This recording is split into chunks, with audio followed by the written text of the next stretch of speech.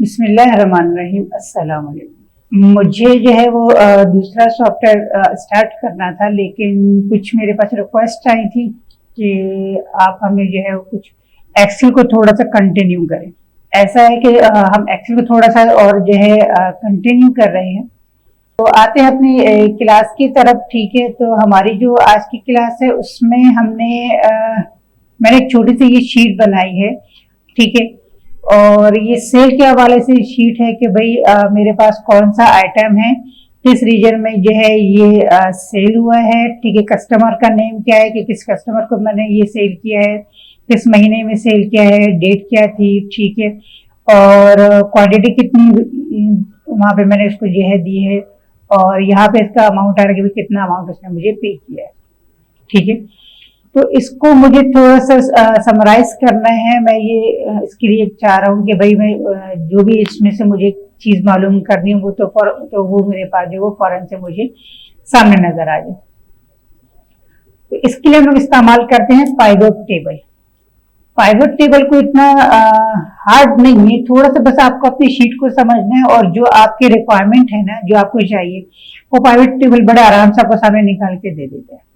इसके लिए आपने करना क्या है कि पहले आप पूरी शीट को सिलेक्ट कर लें। ठीक है, जितना आपका डेटा है। हाँ, डेटा को सिलेक्ट करने के बाद आपने क्या करना है, इंसर्ट पर आ जाएंगे। ठीक है, इंसर्ट में हमारे पास यहाँ पर लिखा हुआ आ रहा है पाइवट टेबल। पाइवट टेबल पे जब आप क्लिक करेंगे तो देखिए यहाँ पे इसने खुद ने पूरे डेटा को सिलेक्ट कर लिया। ठीक है, और सिलेक्ट करने के बाद यहाँ पर अब आपसे ये पूछ रहा है कि भाई आपको जो इसकी शीट चाहिए, मतलब जो टेबल चाहिए, वो न्यू वर्कशीट पे चाहिए या इसी वर्कशीट पे चाहिए। बेहतर यही है कि आप न्यू शीट पे जो है इसका इस्तेमाल करें। इसकी वजह यह है ताकि आपको समझने में आसानी रहे। वहां पे सिर्फ आपके पास टेबल आ रहा हो, शीट और टेबल दोनों साथ साथ आ जाएंगे तो फिर आप कंफ्यूज हो जाओगे। तो मैं भी यहाँ पर जो है ले रहा हूँ, क्या ले रहा हूँ कि वो न्यू वर्कशीट को सिलेक्ट कर रहा हूँ। मैंने न्यू वर्कशीट को सिलेक्ट किया और यहाँ से मैंने इसे ओके किया। तो यहाँ पर देखिए कि मेरे पास जो है ये न्यू शीट के ऊपर आ गया। ठीक है, शीट 2 पर मेरे पास आ गया। शीट 1 पर अगर आप क्लिक करें तो आपकी पूरी शीट आ रही है। ठीक है, शीट 2 पर आप क्लिक करें तो आपका पूरा पाइवट टेबल आ रहा है। अभी पाइवट टेबल में देखिए मेरे पास कुछ भी नहीं आ रहा है, ये बिल्कुल ब्लैंक पर रखा हुआ है। ठीक है, और यहाँ पे मेरे पास वो सारी कैटेगरीज आ रही हैं जो मेरी शीट के अंदर है। देखिए, सीरियल नंबर भी आ रहा है, आइटम आ रहा है, रीजन आ रहा है, customer name, month, date, quantity और अमाउंट सब आ रहा है। ठीक है, अब मुझे इसमें से क्या मालूम करना है, मुझे ये मालूम करना है कि मेरा जो आइटम है किस रीजन में कितना बिका है। ठीक है, कि मेरा जो भी आइटम है वो किस रीजन में कितना सेल होगा। ठीक है, तो मुझे क्या चाहिए, एक आइटम चाहिए, रीजन चाहिए, ठीक है, और मुझे क्वांटिटी चाहिए। ये 3 चीजें मुझे चाहिए। अब यहाँ पर अगर आप देखें तो यहाँ पे हमारे पास आ रहा है फिल्टर, कॉलम, रो और वैल्यूज। अब देखिए मैंने जैसे आइटम के ऊपर चेक लगाया तो इसका जो मतलब ये जो आइटम है ये मेरे पास ऑटोमेटिकली कहां पर आ गया, रो पर आ गया। अब जब मैंने इसके ऊपर चेक लगा तो ये रॉ में आ रहा है, तो देखिए मुझे इस तरह से रॉ में दिखा रहा है। ठीक है, अब मैं यहाँ पर ये चाह रहा हूँ कि भाई ये आइटम मुझे रॉ में नहीं देखना, मुझे कॉलम की सूरत में देखना है। आप इसको यहाँ से इस तरह से उठाएं, यहाँ पे लाके रखिए तो ये आपके पास देखिए इस तरह से कॉलम की सूरत में आ जाएगा।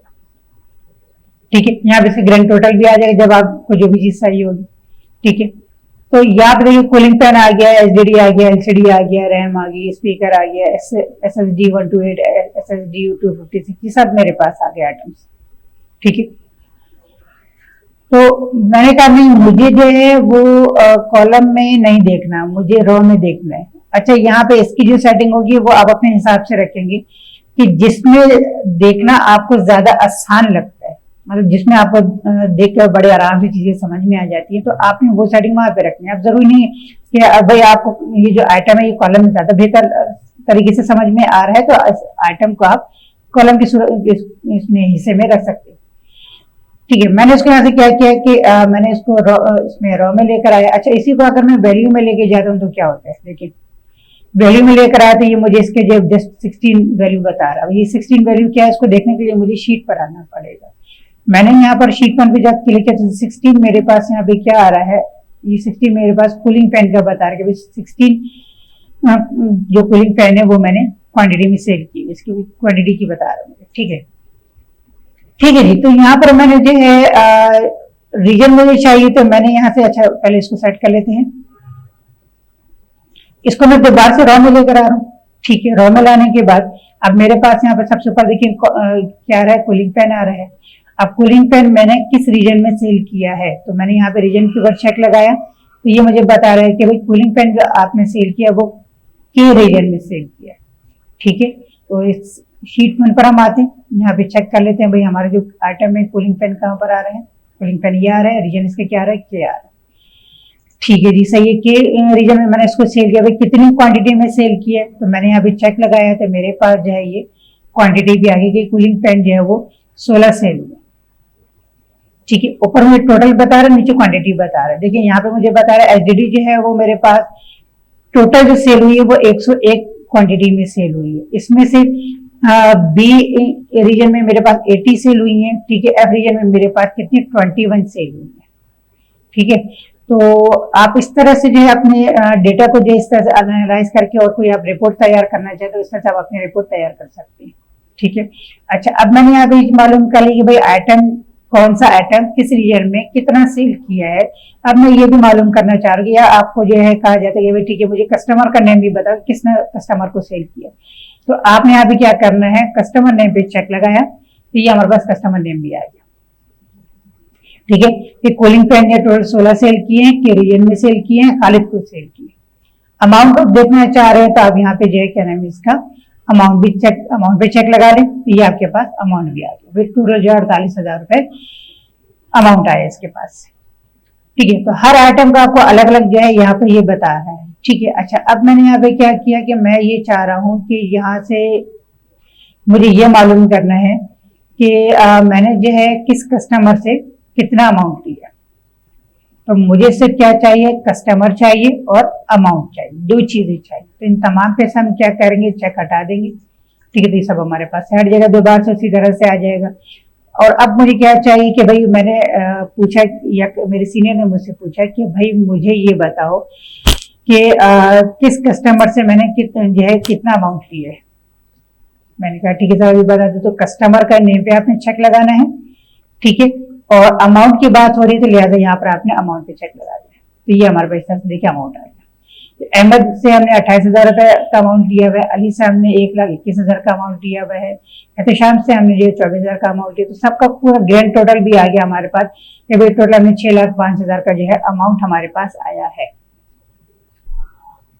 ठीक है, अब मेरे जो सीनियर वो मुझे ये कहते हैं कि भाई आप मुझे ये बताइए कि किस मंथ में ये अमाउंट आया मेरे पास। तो यहां पर आप मंथ के ऊपर चेक लगाएंगे तो ये हमारे पास मंथ भी आ जाएगा। ठीक है, कि भाई ये मेरे पास जो अमाउंट आया वो जुलाई में आया, 28,000 रुपए आया है। ठीक है, इसका किसने दिया, भाई अहमद से दिया है। ठीक है, अप्रैल में आया है और सितंबर में आया है। ठीक है, यहाँ पे मुझे बता रहा है एहतशाम का जो अमाउंट मेरे पास आया वो सितंबर में आया है। ठीक है, फहद का जो आया वो फेब में आया है, हुसैन का जो आया है वो मेरे पास जुलाई में आया है, खालिद का जो है वो मई में आया। इसी तरह देखिए मुझे सारा डिटेल ये मुझे बता रहा है। ठीक है, और लास्ट में भी हमारे पास ग्रैंड टोटल आ गया। अब मैंने यहाँ पे ये मालूम करना है कि मुझे जो है आप ये बताइए कि कौन सी डेट को कितना अमाउंट आया। डेट और अमाउंट की बात हो रही है।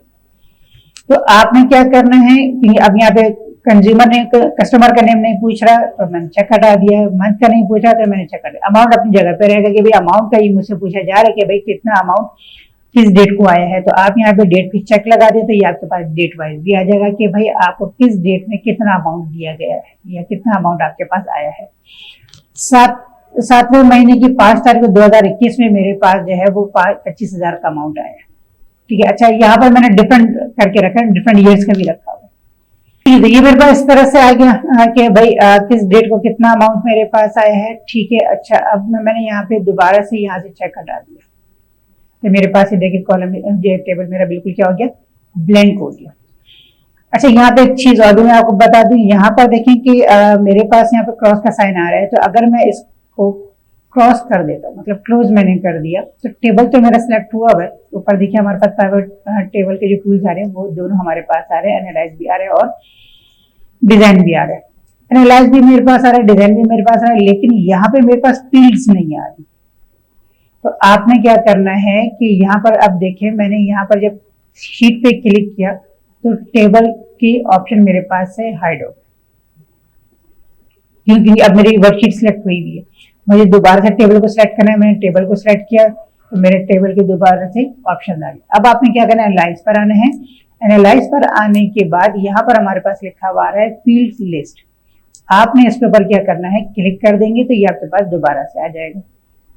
ठीक है, अब ये जो मेरे पास कैटेगरीज आ रही हैं, इनको मैंने किस तरह से देखना है। अब मेरे पास यहाँ पे फिल्टर आ रहा है, कॉलम आ रहा है, रो आ रहा है, वैल्यूज आ रही है, तो मेरे पास इस तरह से आ रहा है। तो आप यहाँ पे सेटिंग पर आ जाए।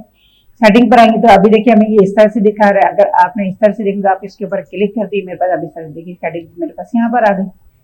ठीक है, और मेरा जो मेरी जो चीजें आ रही थी शीट की, वो सब मेरे पास यहाँ पर आ गई। अगेन आप यहाँ पर आ जाए तो जैसे भी आपने देखना चाह रहे हैं, इसको आप अपने काम के हिसाब से रख सकते हैं।